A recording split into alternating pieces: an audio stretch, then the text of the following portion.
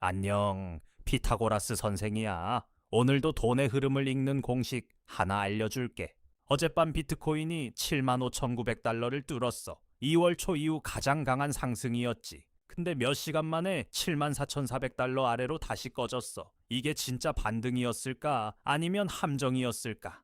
4시간 만에 파생상품 시장에서 4억 8,600만 달러가 증발했거든. 숏 잡은 사람들이 거의 전멸한 거야. 문제는 이 랠리가 진짜 돈이 들어와서 오른 게 아니라 쇼스 퀴즈. 그러니까 공매도 청산이 만든 허상일 수 있다는 거지. 그리고 바로 내일 연준 FOMC 회의 결과가 나와. 파월이 뭐라고 하느냐에 따라 비트코인이 8만 달러로 갈 수도 7만 달러가 깨질 수도 있어. 이런 흐름 우리 교실에서는 이미 며칠 전부터 실시간으로 추적하고 있었거든. 자세한 건 뒤에서 알려줄게. 오늘은 이 쇼스 퀴즈 랠리가 왜 터졌는지, 기관들은 뭘 하고 있는지, 그리고 내일 연준 발표에 어떻게 대응해야 하는지 싹 다 정리해줄게. 자, 그러면 지금부터 수업 시작하자.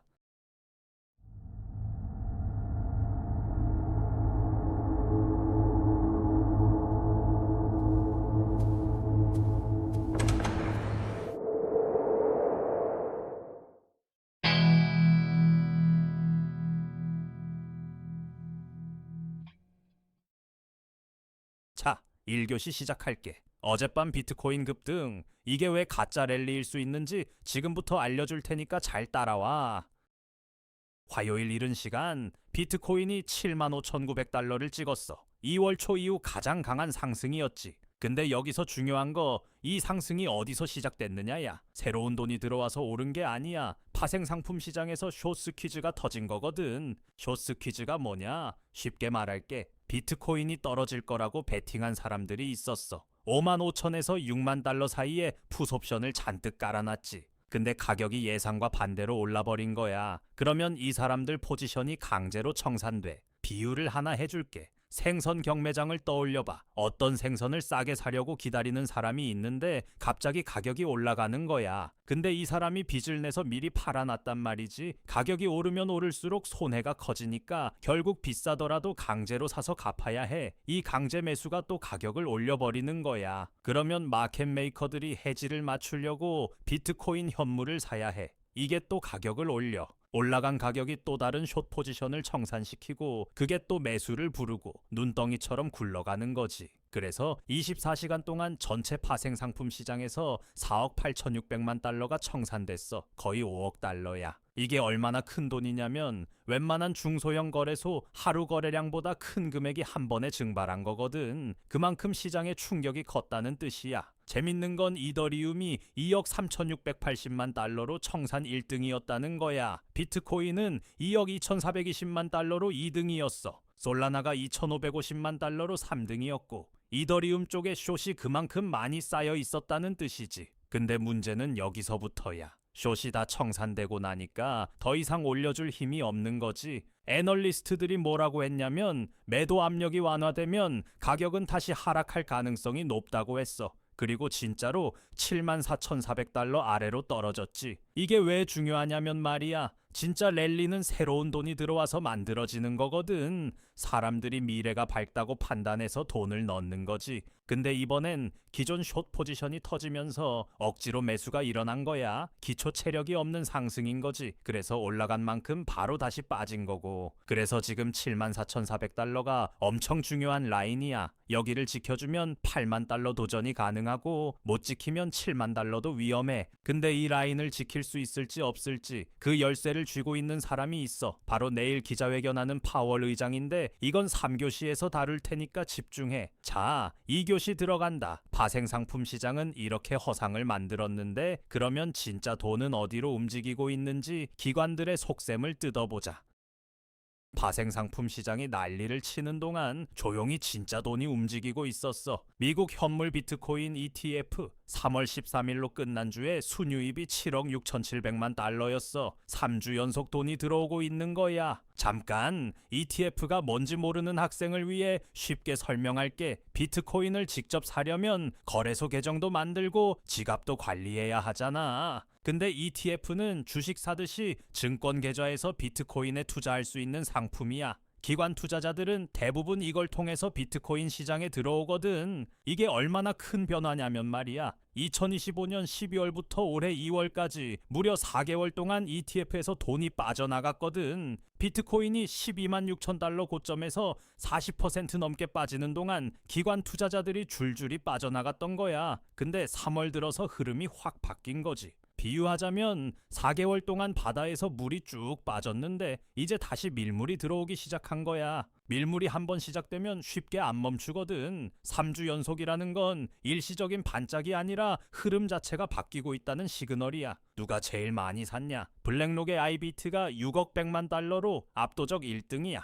피델리티 FBTC가 1억 4,800만 달러로 2등. 3월 전체로 보면 약 15억 달러가 들어왔어. 이건 작은 돈이 아니거든. 블랙록이 뭔지 알아야 이 숫자가 얼마나 큰 의미인지 느껴져. 세계에서 가장 큰 자산 운용사야. 운용 자산이 10조 달러가 넘어. 이 회사가 한 주에 6억 달러어치를 샀다는 건 진짜 확신이 있다는 뜻이거든. 동네 아저씨가 사는 거랑은 무게가 다른 거지. 기관만 움직이는 게 아니야. 기업들도 비트코인을 쓸어 담고 있거든. 스트레터지. 옛날 이름이 마이크로 스트래티지인데 이 회사가 15억 7천만 달러를 들여서 비트코인 22,337개를 추가 매수했어. 총 보유량이 76만 1천 BTC야. 비트코인 전체 발행량의 3.6%를 한 회사가 갖고 있는 거지. 일본 도쿄 상장 기업 메타플래닛도 2억 5,500만 달러를 따로 조달해서 비트코인 매수를 가속하고 있어. 여기서 핵심을 짚어줄게. 파생상품 시장은 가짜 수요를 만들었지만 ETF 유입과 기업 매수는 진짜 수요거든. 3월에만 ETF 15억 달러, 스트래터지 15억 7천만 달러, 메타플래닛 2억 5천만 달러, 합치면 30억 달러가 넘는 진짜 돈이 비트코인 시장에 들어온 거야. 이 말은 뭐냐면 바닥은 서서히 만들어지고 있다는 거야. 파생 상품이 만든 단기 변동성에 휘둘리지 말고 기관과 기업이 쌓고 있는 이 바닥을 봐야 해. 이게 진짜 중요한 시그널이거든. 시티그룹은 올해 유동성 공급이 재개되면 위험 자산의 우호적인 환경이 만들어질 거라고 봤어. 블랙록도 유동성 개선이 자산 시장에 숨통을 트여줄 거라고 했거든. 세계 최대 자산 운용사들이 같은 방향을 보고 있는 거야. 하지만 조심해야 할 것도 있어. 파생 상품 시장에 아직 롱 포지션이 많이 남아 있거든. 만약 가격이 더 떨어지면 이번엔 롱 포지션이 청산당하면서 하락을 가속시킬 수 있어. 추가 롱 청산 규모가 5억 7천만 달러 수준으로 추정되고 있어. 자, 마지막 교시야. 1교시에서 예고한 그 열쇠, 연준 FOMC 이야기를 지금 풀어줄게. 내일부터 이틀간 FOMC 회의가 열려 수요일에 결과가 나오지. 시장은 금리 동결 확률을 95% 이상으로 보고 있어. 3.5에서 3.75% 범위에서 그대로 유지할 거란 거야. FOMC가 뭔지 간단히 짚고 넘어갈게. 미국 중앙은행인 연방준비제도 안에 있는 위원회야. 12명이 모여서 금리를 올릴지 내릴지 동결할지 결정하는 거지. 이 결정이 왜 비트코인이랑 상관이 있냐면 금리가 내려가면 시장에 돈이 풀리거든. 돈이 풀리면 위험자산, 그러니까 비트코인 같은 자산에 돈이 몰리는 거야.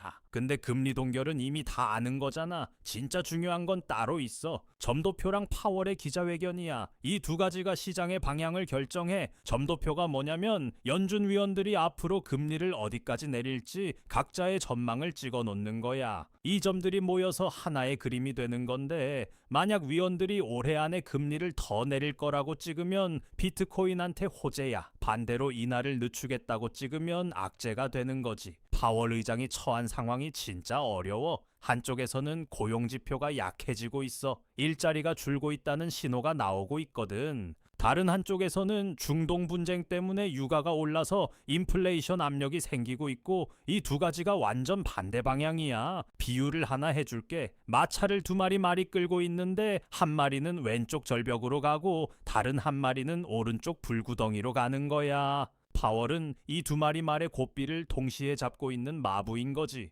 어느 쪽으로도 너무 기울면 안 되니까 엄청 조심해야 하는 상황이야. 파월이 고용 걱정을 더 강조하면 금리 인하가 빨라질 수 있다는 기대가 생기면서 비트코인이 8만 달러를 도전할 수 있어. 반대로 인플레이션을 더 걱정하면 금리 인하가 늦어질 거라는 시그널이 되면서 비트코인이 7만 달러 지지선을 시험할 수도 있지. 그래서 74,400달러가 지금 가장 중요한 방어선인 거야. 여기를 지키면서 연준 발표를 소화하면 올해 조정 전 지지선이었던 8만 달러 구간으로 올라갈 수 있어. 근데 못 지키면 이번 랠리가 그냥 약세장 반등에 불과했다는 걸 확인하는 셈이 되는 거지. 지금 당장 해야 할 건 세 가지야. 첫째, 레버리지를 줄이고 현물 비중을 확인해. 쇼스 퀴즈 다음엔 롱 청산이 올 수 있으니까. 둘째, 74,400달러 이탈 여부를 실시간으로 지켜봐. 셋째, 수요일 파월 기자회견 끝나고 최소 24시간은 관망해. 시장이 발언을 소화하는 데 시간이 걸리거든. 왜 24시간을 기다려야 하냐면 파월이 말을 하면 시장이 처음에 과잉 반응을 하거든. 좋은 말이 나오면 과하게 올리고 나쁜 말이 나오면 과하게 빠져. 근데 하루 정도 지나면 시장이 냉정해지면서 진짜 방향이 나와. 그때 들어가는 게 훨씬 안전한 거야. 숨은 리스크도 알려줄게. 비트코인이랑 이더리움 옵션이 올해 초에 22억 달러어치가 만기됐어. 이런 대규모 옵션 만기가 오면 감마 효과라고 해서 가격이 급변동할 수 있거든. 또 하나, 엔캐리 트레이드 청산 리스크야. 일본 재정 적자가 커지면 엔화 자금이 갑자기 빠져나가면서 암호화폐가 투매될 수 있어. 과거 FTX 파산 때 25% 급락한 적도 있으니까 기억해둬. 자, 그러면 이런 흐름 속에서 우리 교실 학생들은 어떻게 접근했는지 알려줄게. 이번 쇼스 퀴즈, 우리 교실에서는 이미 며칠 전부터 파생시장 데이터를 실시간으로 추적하고 있었어. 7만 5천 달러 근처에서 대규모 숏 포지션이 쌓여 있다는 걸 포착했고